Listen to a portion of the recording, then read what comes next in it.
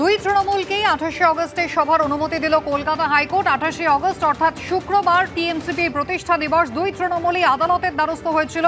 বিড়লা তারামণ্ডলের সামনে কালীঘাট তৃণমূলকে সভা করার অনুমতি দিল আদালত। অন্যদিকে রানী রাসমণি অ্যাভিনিউয়ে ঋতব্রত তৃণমূলকে সভার অনুমতি দেওয়া হয়েছে।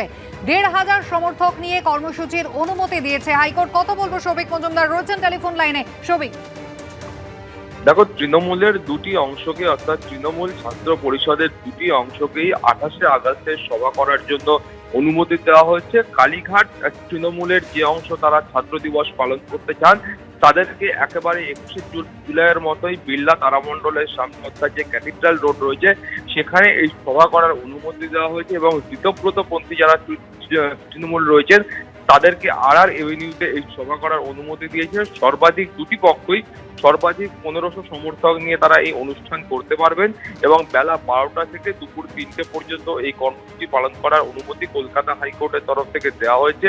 এবং কলকাতা হাইকোর্টের মন্তব্য হলো, যেহেতু 21 জুলাইতেও দুটি অংশকে অনুমতি দেওয়া হয়েছিল, তাই 28 আগস্টের জন্য তৃণমূলের এই দুটি অংশকেই কলকাতা হাইকোর্ট অনুমতি দিচ্ছে। কুসুমিতা, সৌভিক, ধন্যবাদ। ফুটপাত জবরদখল মুক্ত করতে গিয়ে ফুটপাতবাসী মহিলাকে ধমক দিয়েছিলেন পুরমন্ত্রী অগ্নিমিত্রা পাল। আর সেই ভিডিও ঘিরে তোলপাড় রাজনীতি। সরব হয়েছেন প্রাক্তন মুখ্যমন্ত্রী।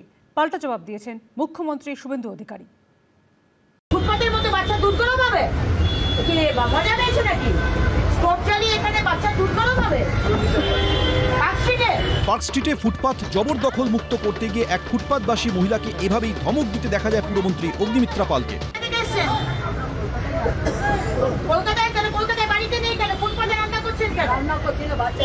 কেন এখানে দুধ গরম করবে? ফুটপাতের মধ্যে বাচ্চা দুধ গরম হবে? রীতিমতো রেগে গিয়ে ফুটপাতের বাসিন্দা এই মহিলাকে কড়া বার্তা দিতে দেখা যায় পুরমন্ত্রীকে।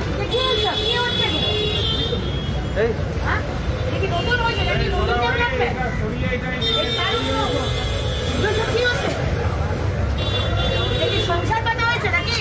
সংসার পাতার জায়গা কি হচ্ছে? আপনাকে কে অধিকার দিয়েছে এখানে বাড়ি সংসার পাতার? আপনারা কোথা থেকে এসছেন? বাড়ি কোথায়?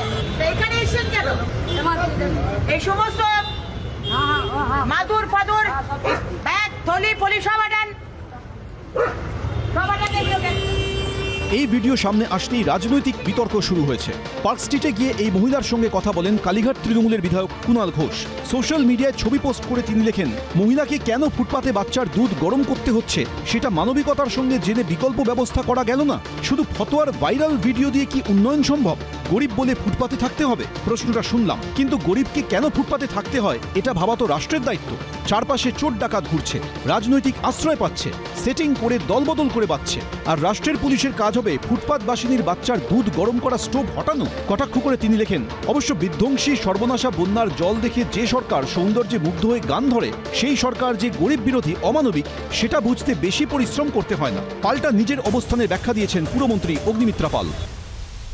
ওই ফুটপাতের মধ্যে কেরোসিন স্টোভে 1 গামলা দুধ জাল দেওয়া হচ্ছে। 1 গামলা দুধ ওই 6 মাসের বাচ্চা খাবে? আর স্টোভে আগুন জ্বালিয়ে যে রাস্তা দিয়ে, যে ফুটপাত দিয়ে অনবরত লোক যাচ্ছে, ছোট বাচ্চারা স্কুল থেকে যাচ্ছে, যে কোনো সময় অ্যাক্সিডেন্ট হবে। আর যদি অ্যাক্সিডেন্ট হয় কে দায় নেবে? এই ইস্যুতে মুখ খুলেছেন প্রাক্তন মুখ্যমন্ত্রী মমতা বন্দ্যোপাধ্যায়। অসহায় মানুষের থাকার ব্যবস্থা তো করুন। দুধটাকে ফেলে দিতে আপনাদের গায়ে লাগে না? মনে রাখবেন, মায়ের অভিশাপ বড় অভিশাপ। চমকাচ্ছেন, ধমকাচ্ছেন।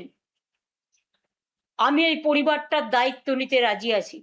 আমাদেরই কোনো সহকর্মীর বাড়িতে আমি তাদের থাকা এবং বাচ্চাদের পড়াশুনো শেখার, তাদের খাবার ব্যবস্থা করে দেবো। হ্যাঁ, নিয়ে যান। তবে ওই পরিবার মহিলা রাজি হলে তো, আমি তো দেখলাম হালি শহরে তৃণমূল কাউন্সিলরই ওনার সঙ্গে দেখা করতে রাজি হলেন না। আমার সঙ্গে দেখা করলেন, আমার কাছে বিচার চাইলেন, মুখ্যমন্ত্রী রিলিফ ফান্ডের 10 লক্ষ টাকা নিলেন আমার হাত থেকে চেক। আমি চাকরির পাঠালাম, চাকরির ফর্মও আমাকে বায়োডাটা পাঠালেন। ওনার লোকরাই তো ওনার উপর কনফিডেন্স রাখছেন না। সব মিলিয়ে অগ্নিমিত্রা পালের ভিডিও বিতর্ক নিয়ে চাপানুতরের পারদ চড়ছেই। কৌশিক গাঁটাই, সুমন ঘড়াই, এবিপি আনন্দ। এবিপি আনন্দ, এগিয়ে থাকে, এগিয়ে রাখে।